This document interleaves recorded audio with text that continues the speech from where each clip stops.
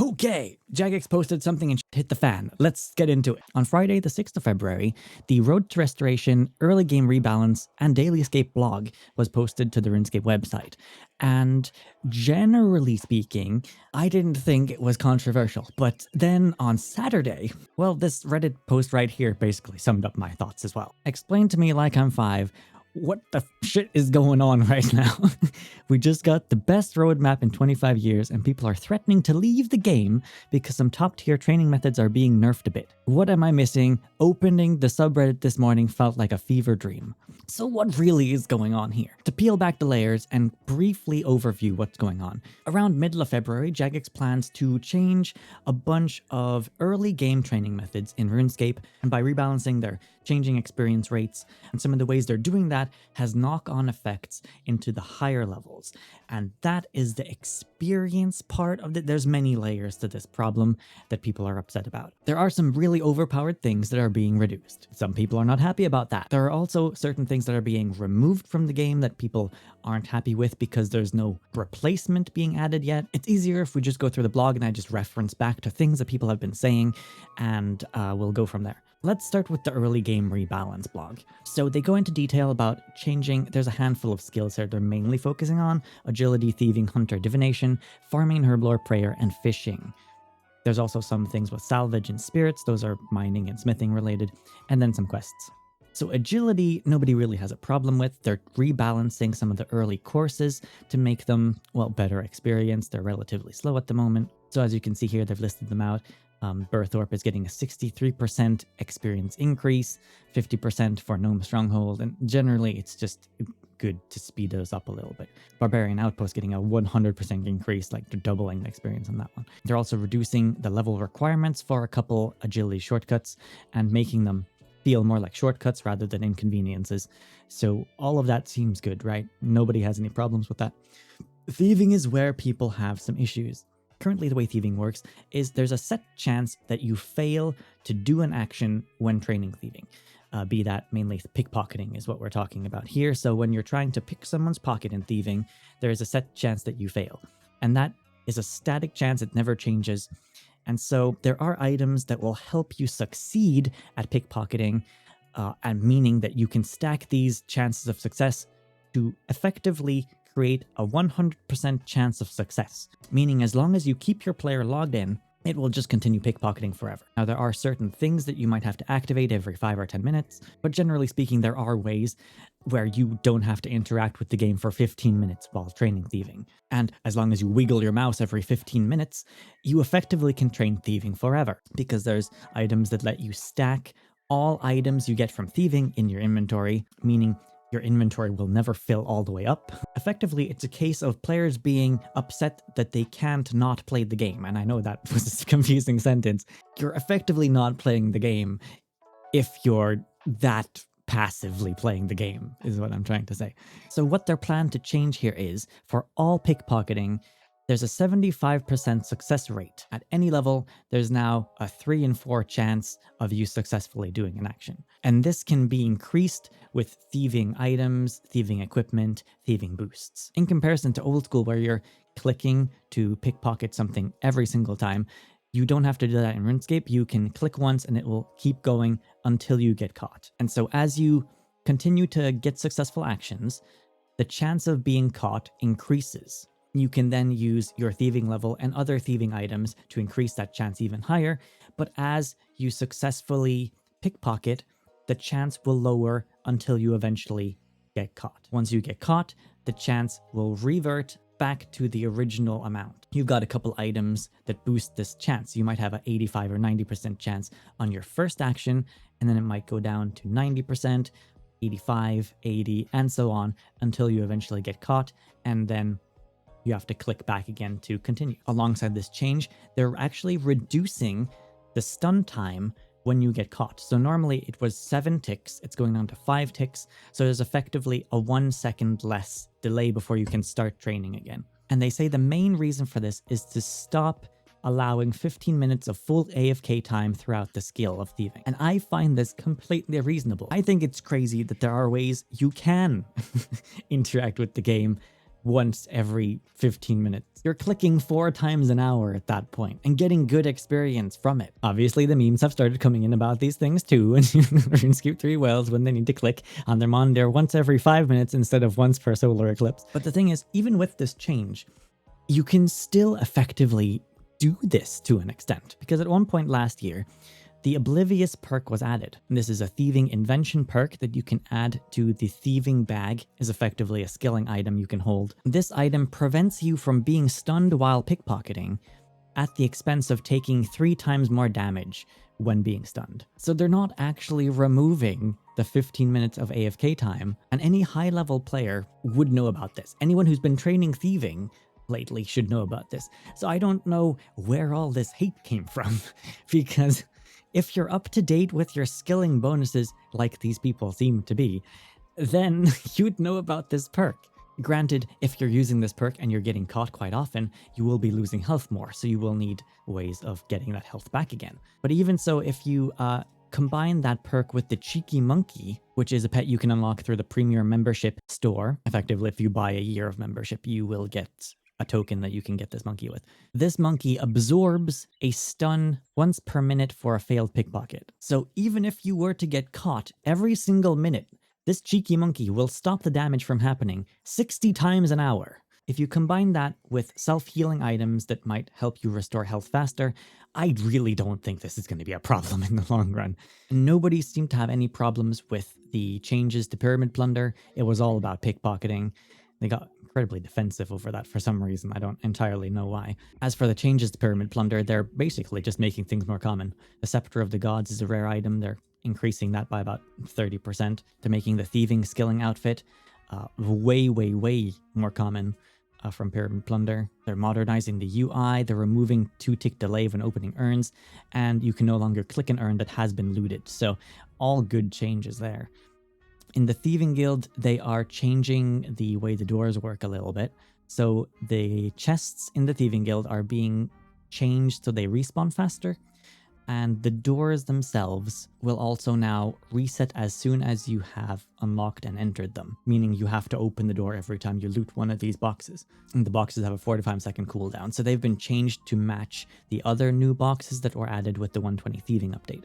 They are nerfing the Light Form and Crystal Mask to not be as strong, but they still work, so you still want to use them. They just won't give as much benefit as before. They're also changing the way stun damage works when being caught when thieving. At the moment, you take 3% plus a set amount of your current health, but they're changing it to 3% plus a set amount of your max health. So over time, you may be taking more damage now than you would before. These are mainly also targeting early game. Mid and late game balancing changes are coming later this year, but there are some knock-on effects obviously from them changing the way pickpocketing works. Second thing people were complaining about was whirligigs. Now whirligigs came out in, was it 2022? And they completely uprooted the entire hunter skill by being so goddamn strong. Frankly, there's not been a reason to do any other training methods because whirligigs are so powerful and so high experience. There's just no reason to do any other part of the skill. So they're basically saying we're gutting whirligigs. They are now going to be about or slightly better than other training methods. As you can see, 40% to 60% decrease in experience, which is massive, but they honestly needed that. And there were so many people saying they absolutely love whirligigs. They don't... I just can't take it seriously, because for the last few years, I have been doing a daily where I run through that area.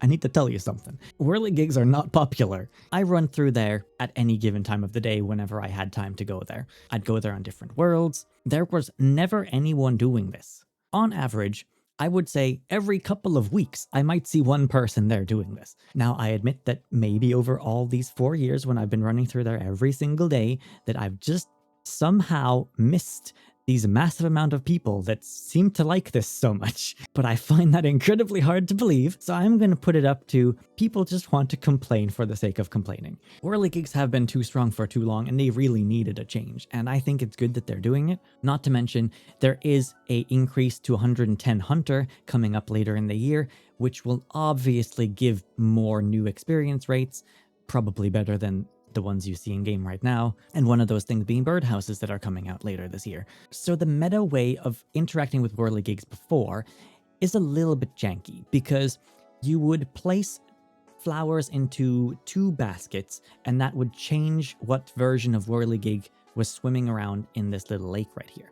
And the idea is that you're commanding a crocodile to eat these little bugs. But what people would do is they would command the crocodile to eat a really low-level whirligig that didn't require anything fancy, and then they would chain other whirligigs, because you can click up to 5 after your initial one, and gain massive amounts of experience from those ones. And it would only take resources from the first whirligig you interacted with. So you effectively did not need to use any of your resources to gain the best experience rates, when the idea of how this was supposed to work was that you'd use the resources to gain the best experience.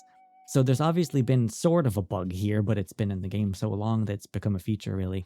They're changing that now, obviously. But there aren't only bad changes to this, they are now rooting the character in place when you're controlling the crocodile. So before, if you misclicked on one of the bugs, your character would run off in one random direction, and it was really frustrating to do. They've fixed that now, and they're also increasing the amount of flowers you get around the oasis by 20%. So you will be gaining more resources to compensate for using more resources now if you were abusing that borderline bug abuse thing I mentioned earlier. Frankly, this is all good changes, because nobody would interact with new hunting methods they release if whirligigs are better than everything else. And obviously they would be. They were so much stronger than all other things in the hunter skill. Sometimes it's frustrating reading comments like this one from dumb idiot. You can't make this shit up sometimes, man. Because they say, the giga nerf to whirligigs is silly. No, the amount of experience you get from whirligigs is silly. It's a highly active training method for no output. Clearly not done the training method, because you do get output for it. If you train with whirligigs the way you're supposed to be training, you can profit like 6 to 8 million coins an hour. Like, those bug shells you get from it, they're not cheap. Nerfing whirligigs is BS. Increase the XP for all other methods. Let me put this in perspective for you. This is the hunter guide for 1 to 99 right now. 1 to 20 plain whirligigs, 20 to 30 tropical wagtails, 30 to 50 gliding whirligigs, 50 to 70 swift whirligigs, 70 to 90 hasty whirligigs, 90 to 99 speedy whirligigs. Is there a problem with this? Should other things in the hunter skill exist, or should we just delete the hunter skill and have whirligigging? Just slap that bug on the cape and call it a day. How about that? Here's even alternate methods if you want to compare. Crystal Chinchampas are 250,000 an hour instead of 1.4 million experience. Black Warlocks? Oh, a humble 170. Ornate Turtles? Oh, you might get 500,000 if you're doing contracts. Or, you could get 3 times more than the best other method by just doing whirligigs. But no, nerfing whirligigs is BS. Sometimes I don't think that these people play the game. Yeah, honestly, I don't even think these experience rates are good enough. I think it should be doubled. The way we should have 4 million experience an hour for these ones. If I can't get 99 hunter in an afternoon from level 50, then it's not really there yet. This is the recommended hunting training path. It's only these things. Am I crazy? Is this okay? Do we live in crazy town? This shouldn't be like this, right? And now, when new hunting things will be released later this year, people will want to go to those because they'll likely be even better experience. Whirligigs were a bit too fast. That's the way they worded it. Just a little bit. Yeah, not too much. So those were the 2 main contentious ones. They're also changing divination, effectively just increasing the experience rates. Farming and herblore, they mention difficulties for players to get herbs in the early game, so they're effectively adding seed drops to more low-level creatures. It's all good stuff. Guam seeds from goblins and Marentils from barbarians and guards. So that's just making it more accessible to get herbs for low-level players. It's all seems to be good. They're changing beehives. You might be familiar with beehives if you've trained farming in the last 5 years or more. Beehives allow you to add certain flowers to them, and then every day, I think, you can go and collect those for massive amounts of farming experience. Now, these only had a level 17 requirement, but gave you massive amounts of experience, and effectively let you skip massive parts of the farming skill in the early game by simply interacting with the beehives as soon as you unlock them. So what they've done is they've rebalanced the experience you get for collecting from the beehives. They've also split up all the different flowers that you can put into the beehives to give them different level requirements, and obviously different level requirements mean they'll have different experience rates. So now you can still interact with the beehives if you want to, but you need to have the specific level for the specific flower that you're putting into it. Now the prayer training was weird, and I will say this is the only thing that I dislike about the entire blog that they've posted. The good thing is that all altars around the game world will now have an offer option so you can put bones and ashes on them. These altars will have a 50% increase in experience over simply burying them. So you're incentivized to go and put them on the altars. But there are better altars, and we're going to be talking about the Chaos Altar now. The Chaos Altar is an altar you can offer bones and ashes to in the wilderness, and it provides a 350% increase in experience. This is the same amount as a gilded altar with incense burners in your house, or the same amount as a tier 3 chapel in your player-owned fort or fort 4 and 3. The thing with the Chaos Altar, and the main benefit of it, is it has no requirement. The construction one requires construction, and the fort one also requires construction, so this one is effectively one that doesn't require any other levels. It's still worse though, and I would recommend you use the fort one because that one saves you resources as well as being strong. But the contentious change about this one is that they now require you to use the Demonic Skull. Demonic Skull is an item that opts you into player versus player combat in the wilderness. As long as you have the skull on you, other players can attack you in the wilderness, assuming they also have PvP enabled. Now the thing that's weird about this, and I don't really understand why they decided to do it, is that they just recently, last year, removed the Demonic Skull from rune crafting training in the wilderness. So when you're running to the Abyss to runecraft runes in RuneScape, you needed a Demonic Skull before to gain extra experience, and there was also extra resources for using the Demonic Skull. So it was removed from runecrafting, and now they're adding it to prayer. And frankly, I think the Demonic Skull should have just been removed from the game. For all intents and purposes, player versus player combat in the wilderness doesn't exist in RuneScape 3. There might be a handful of people who do it to grief others. I'd say 99.9% of the player base keeps player versus player combat off when they go into the wilderness. In the case of people actually doing PvP to trick others into losing their items, using borderline bug abuse tactics, it's used for griefing more than anything else. And I can't understand why they want to keep this item in the game and now make it even more used. I'd rather they just phase it out completely because nobody actually wants to do PvP, especially not some random skiller in the wilderness. Not to mention PvP in RuneScape is so broken, you can get comboed out in 0.1 of a second if people do a combo on you. By the time you notice someone else on your screen, you're likely already dead. If an actual PvP person wants to abuse some kind of combination to kill you, they will do that, and it will do it really fast. The current combat system in RuneScape was not designed for PvP at all, and that is heavily being taken advantage of. So with Demonic Skull out of the way, they are nerfing altars a little bit. So the Chaos Altar is staying at 3.5 times experience buff. The Fort 4 and 3 altar is being reduced at tier 3 from 3.5, which is the same as Chaos, down to 3. So it's now weaker to do it at Fort 4 and 3 than the Wilderness one, but at Fort 4 and 3 you're saving materials. So it may balance out to be about the same. I'm not entirely sure, I haven't crunched the numbers, but the player-owned house altar, like the Gilded altar, is 2.5 without burners, and if you add both the burners to it, it will be 3.5. So the Gilded altar in your house is the same as the Chaos altar as long as you keep the burners lit. My thoughts on all of this is that you'd probably just want to use the Fort altar. The way the burners work at Fort 4 and 3 is that they are world specific, so anyone can add to them. You can effectively have a community of people just filling them with herbs, and the timer will stack up to a full week. So I think most people will just use the chapel in Fort 4 and 3. Granted, this one does have a 90 construction requirement to build. Gilded altar in your house has 75, but there you have to upkeep the burners yourself to gain more experience. And then the Chaos altar in the Wilderness doesn't have any burners and gives you a 3.5. I think that's a stupid change. I don't like forced PvP. I don't feel like it has a place in RuneScape 3, and that's frankly the only thing I dislike about all the things that they've mentioned. Clearly, I'm not the only one who thinks this about PvP, though. You've got Jagex, this is so PvP, and then the players, Jagex, stop trying to make PvP happen. It's not going to happen. With 1,300 points and a 95% upvote, I think it's pretty clear what people think about this one. There is also a 120 construction update coming out this year, so they are rebalancing things then too, possibly. But also in RuneScape, you can just use cleansing crystals and prifdiness once you've got that unlocked at about 75.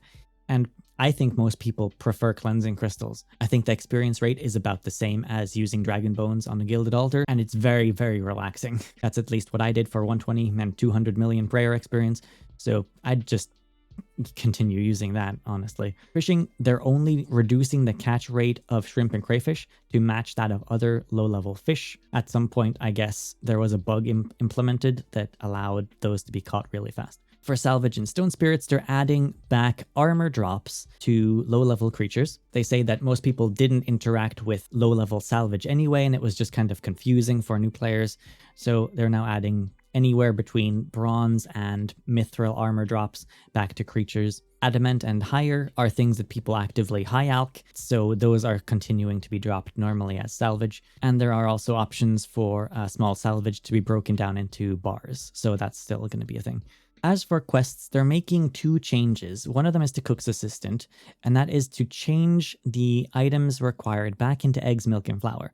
Now, if you're not caught up with RuneScape 3, you'll not know that both Cook's Assistant and Sheep Shearer were changed, essentially forcing you to do the action of collecting. Because in old school, you can bring the egg, milk, and flour to the chef, and then you've instantly completed the quest. In RuneScape, however, you have to find a giant egg, high-quality milk, and extra fine flour, I think. And so you go out to the specific locations of the farm in Lumbridge to get these items, and you bring those back. For Sheep Shearer, they changed the standard white wool into black wool and placed 2 black sheep into the pen where you would have to shear those 20 times, spin the wool, and bring it back again. So they're changing that also back to white wool, and both of these reflect the same thing as they are in old school RuneScape. And frankly, I think this is completely fine. I had a little chat with I'm Rubik on X about it, mostly because I saw this phrase being posted a lot on Saturday. Why are Jagex turning RuneScape 3 into old school RuneScape? I saw it everywhere. Nobody was explaining what they actually meant by this. They were just complaining about RuneScape 3 turning into old school. So I posted to him, I keep seeing this comment, but nobody is explaining how RuneScape 3 is turning into old school. And so he elaborated a little bit, and I got a better understanding of what he was meaning behind this. So he's basically saying that they were changing things that didn't need to be changed to make them look more like old school, because that's what old school players are familiar with. I personally think that the quests didn't need to be changed in the first place all those years ago. It's very random that they need black wool all of a sudden instead of white wool. It's very random that you need a giant egg instead of a normal egg for a cake that, for all intents and purposes, is the same as a normal cake anyway. It seems like unnecessary changes, and it just overcomplicate something that doesn't need to be complicated in the first place. If it is a certain way in old school, why does it have to be different just for the sake of being different in RuneScape 3? There was no lore reason for these changes. Black wool wasn't magically infused. You weren't creating a magical cake for the Duke in Cook's Assistant. It's just a normal cake. It'd be one thing if you were crumbling rune dust onto the milk to make magical milk, but you're not. It's just a normal cake. It's needlessly complicated, and it doesn't need to be that way. It might as well just be changed to how it is in old school. I've seen comments from new players saying it's frustrating having to get the 20 black wool. I imagine old school players coming to RuneScape 3 tried giving the chef a normal egg, and he wouldn't accept it, and that made them confused and frustrated too. The quest changes are obviously being made because Jagex have data showing that there is frustration with new players trying these pieces of content and not understanding it properly or dropping off because of it. That's why they're changing it. I don't think the people that are annoyed by these things have played these quests in the last 10 years. Weezatel might actually yell at me because of this opinion, because I know the guy, but I think that changing Cook's Assistant back to the way it is in old school isn't that big of a deal. He agrees with me on Sheep Shearer, though you might as well just change it to white wool. There's no wrong opinion on the change to Cook's Assistant, to be honest. It's just a personal take. But really, the quest is exactly the same as you would have it normally. You're just collecting the items and then handing them in. It's just that you have to go out and collect the items yourself rather than buying them and bringing them in. All this change is really doing, though, is making it less annoying for people who have done the quest before. If you've never done Cook's Assistant, you don't know that you need an egg, flour, and milk. So you will go out and collect those items manually yourself. You can still be guided to the spots where those things are, but you're doing it by hand. A person who has done this already will just want to have the items and hand them in.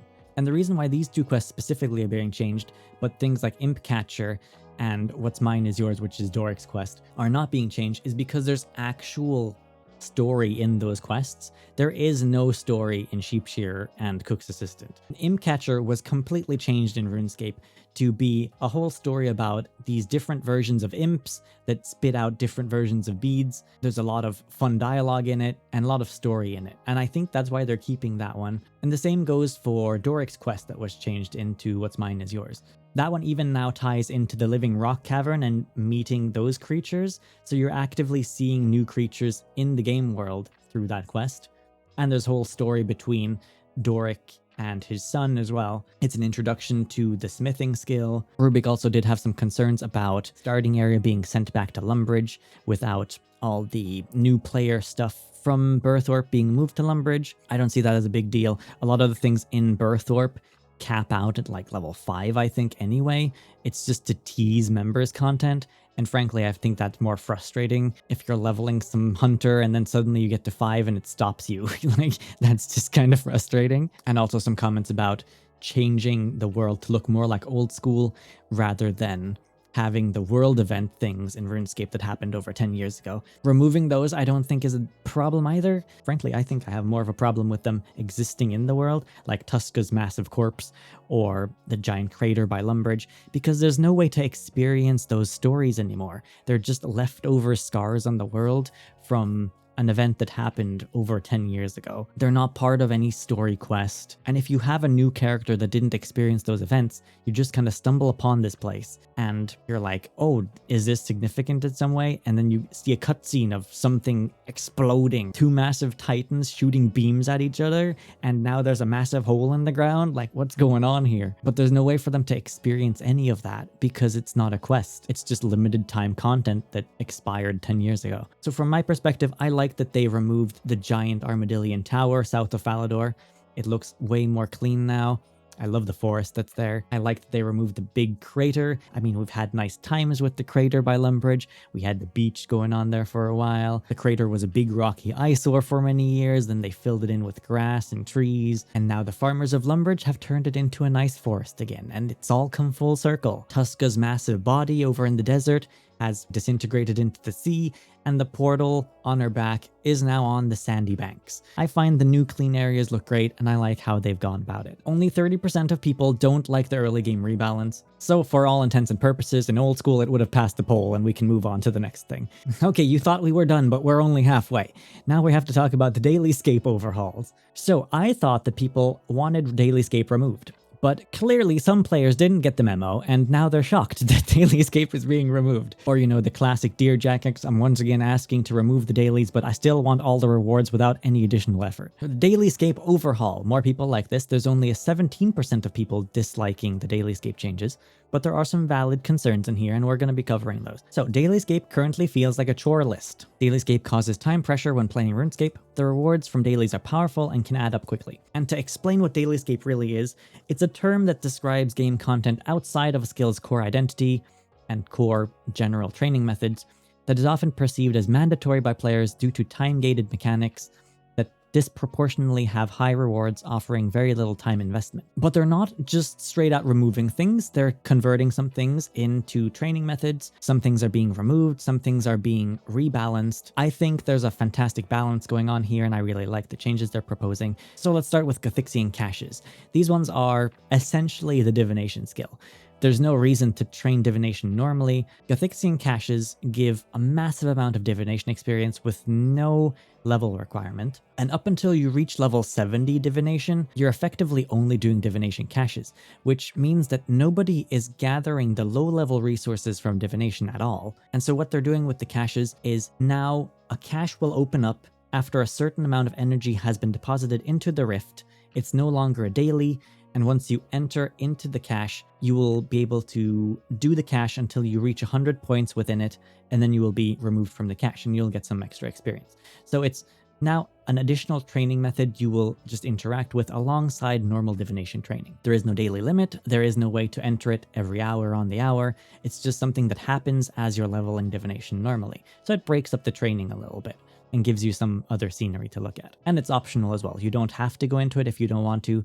You can just continue training as normal. And alongside the changes to normal divination, where they're increasing the experience of everything, I think this fits in really nicely. For shop stock and shop runs, shop running every day is something that people do. Shops generally reset every day, and you'll go to a shop to purchase some items that you can then sell on for even more profit. So shop stock will now regenerate over 7 days rather than over 1 day. So they're turning shop runs into a weekly rather than a daily, which means that shops will now contain 7 days worth of items rather than 1 day of items. To me, this seems like a good balance. This gives players more freedom to do it whenever they feel like it throughout the week, and they don't have to keep going back every day to collect items they want from stores. But it keeps the stores around, so you can limit the resources from the stores still. Prices may balance out to be a little bit lower than they are currently because you have more freedom to go and collect a bigger chunk of resources when you go to a store, but we'll see how things pan out. Soul Reaper is boss slayer tasks.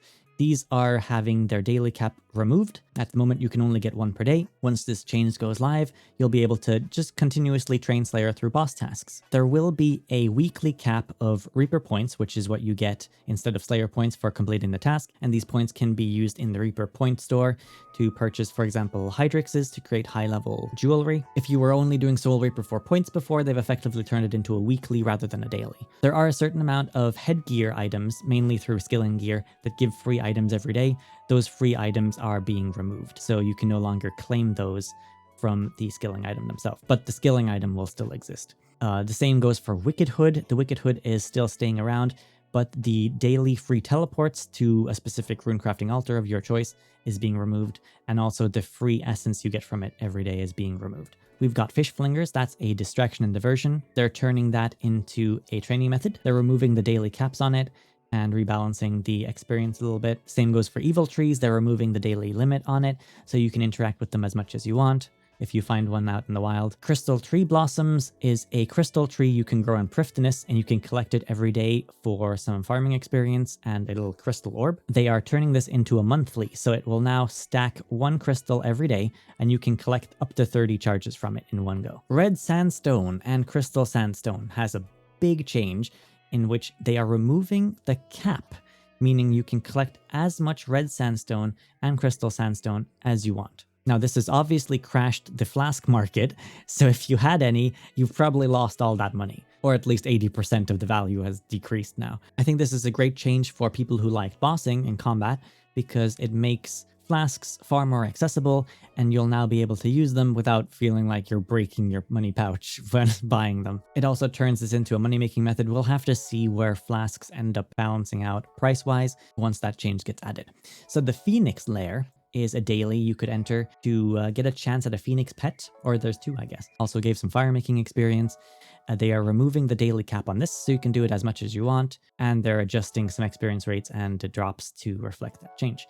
Same goes for Bork. Bork is no longer a repeatable distraction and diversion. You can kill Bork as much as you want, but the Slayer experience from repeated kills is being removed. You can continue killing Bork for drops if you want to. The free essence you can claim from Wizard Cromperty is being changed into a weekly, and you can now collect 7 times more essence than before, so that's just a good change overall. Now for things they are removing, because those were the ones they're keeping around. Daily challenges are completely being removed. I know a lot of people like these because they're very easy to do and they give a tons of experience, but they are overpowered and they're not good for the health of the game. They also feed into a weekly reward track that gives out microtransaction items, and since all of those are being removed at the end of the year, there's no reason to keep that reward track around. And frankly, daily challenges started off much more difficult than they were for less rewards, and they've since been made easier and gotten stronger rewards from, so that didn't really make sense. They are removing wilderness flash events, and I know a lot of people will like this change. I personally really like it too. I never liked flash events,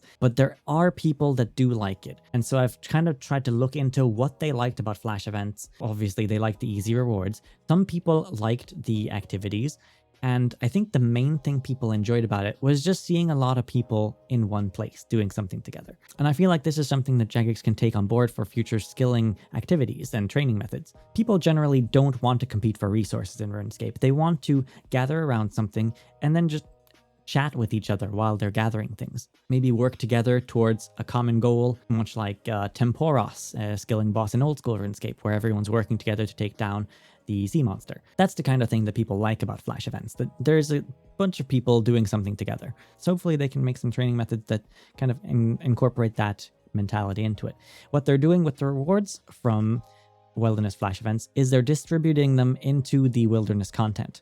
So Dark Onyx Core, Portable Obelisk, and Portable Obelisk Shards will be, I guess, drops from monsters in the wilderness, most likely. The Motherlode Maw and Motherlode Shards, this is a place you can go every day in Prifddinas to collect a tiny reward. And a bunch of those things you get from that help towards speeding up Completionist Cape tasks. My personal opinion is that you don't need help with Completionist Cape tasks. If you feel like doing Completionist Cape tasks, you just do them. There's no reason to incentivize people to do it. If you want the cape, you should just go out and do those pieces of content. And now that's a contentious opinion because Traveling Merchant is also being removed, and Traveling Merchant gives tons of reward currencies that you can purchase for coins that just help you with Completionist Cape tasks. And people are not happy about Traveling Merchant being removed. Or rather, I should say, they're not happy about Traveling Merchant being removed without a plan to reintroduce the rewards elsewhere. Because I guess Traveling Merchant was released to help people that felt frustrated about certain things they had to do for Completionist Cape. Now again, maybe unpopular opinion, but I don't feel like anyone deserves a Completionist Cape if they're not completing the content. It's completely optional to do. There's no extra rewards. There's no benefit of having a Completionist Cape. It doesn't have any stats. It's just for showing off. So if you don't want to do the things that it's requiring you to do, then just don't do it. Nobody's obligated to have a Completionist Cape. Nobody's forcing you to do Livid Farm, even though that one sucks, I will admit. I had to do it the old hard way. I know as much as anyone how much that sucks. Frankly, if it was up to me, I would just kill Livid Farm and remove it from the game. But I can't make those decisions. If you want Completionist Cape, I think you should go into RuneSpan, collect all the reward points to unlock those things that you need for it. I think you need to play those minigames to get those item unlocks, because the name is in the cape, right? Completionist. It means you've completed lots of things. If you're just buying your way to all those rewards, then it doesn't feel like you deserve it. Oh, and also if you're hunting for the red Uncharted Island map from Traveling Merchant, you will be able to find those in the Deep Sea Hub while fishing. Divine locations are something you can make through divination that lets you collect resources from a little portable training spot every day. This is just being removed. And frankly, it was just free experience every day. I think it's fine that they're removing that. The mini evil tree from the woodcutting skilling outfit is also being removed,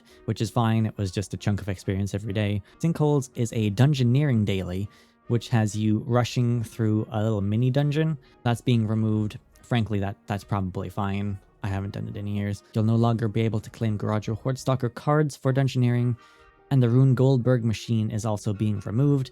The main output source for it is an item that helps you with dailies and time-limited items. And because they're removing so many things between the Aura rework, which ties into Wizwax, daily challenges use Wizwax, they're removing so many things that Wizwax had a purpose of helping out, that there's no point in having Wizwax anymore. The only thing that you can really use Wizwax on, other than those things, is the instant teleports for Lodestone Network. Now, it will still work for that. Nothing is being changed there. The Wizwax machine is being removed, but the Wizwax itself is staying in the game.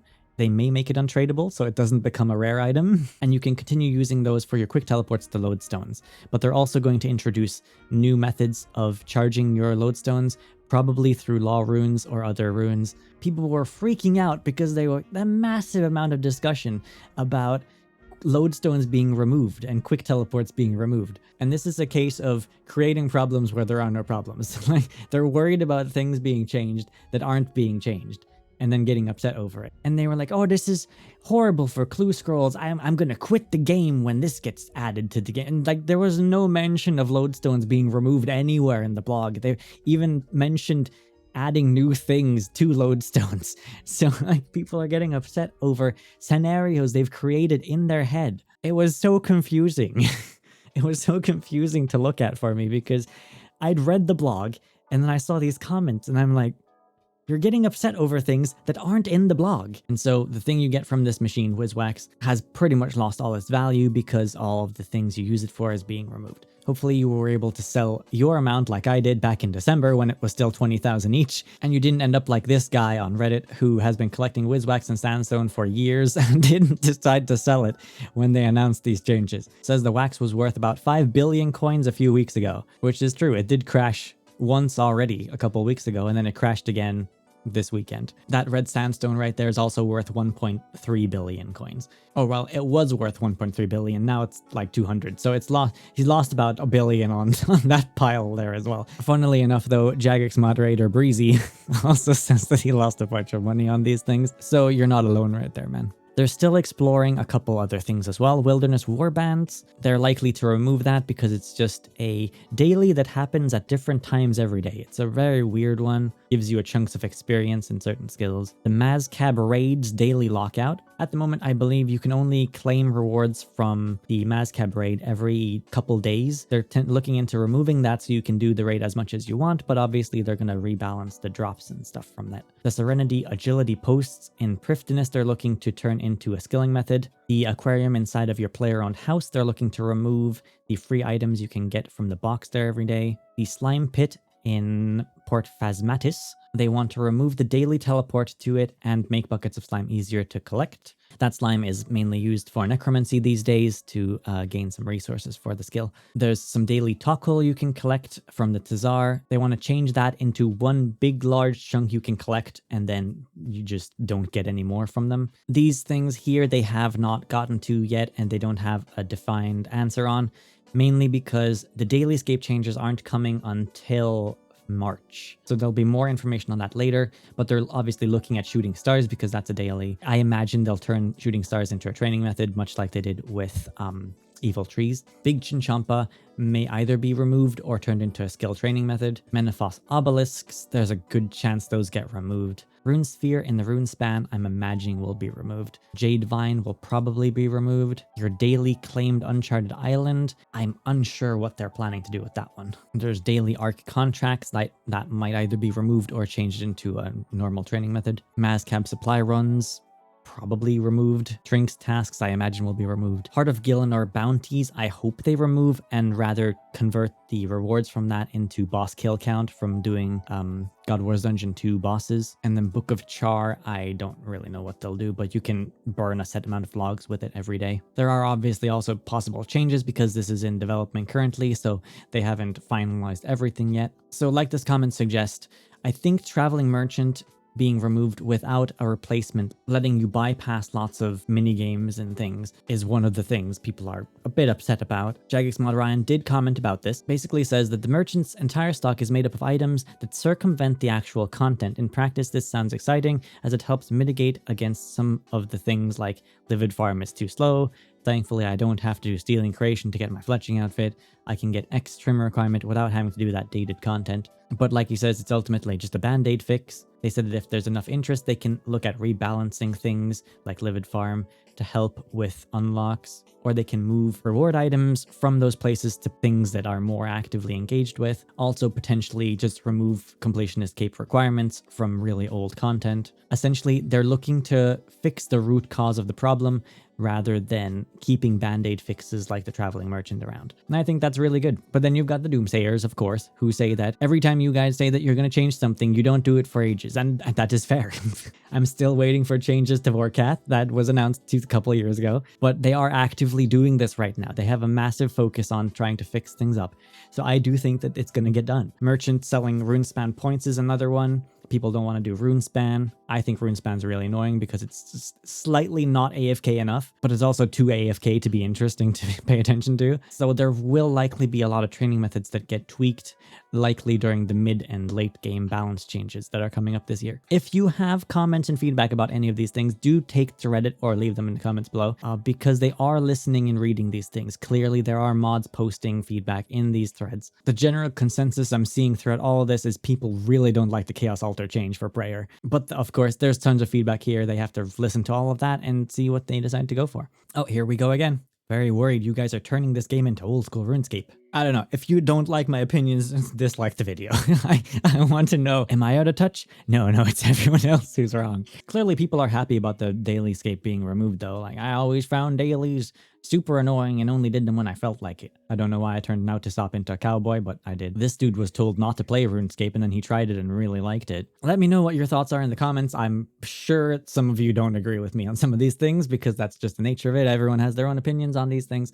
Overall, RuneScape are going to be doing very deep changes to the gameplay, clearly because they're trying to clean up the game from all the random stuff that's been added over the last 15 years. There's a lot of damage that has been done to the game and they need to clean a lot of that up, and they're working on it. And not everyone's gonna like everything. All I can really say so far is, other than the wilderness change with the forced player versus player, I like everything in here. I don't mind any of the other changes. Frankly, for thieving, I think it opens up new reward space. Before, you only want to stack up enough to reach 100% success rate, and then you don't have to think about it anymore. So with this change, all success rate is good success rate. But yeah, that's the video. Thanks for watching.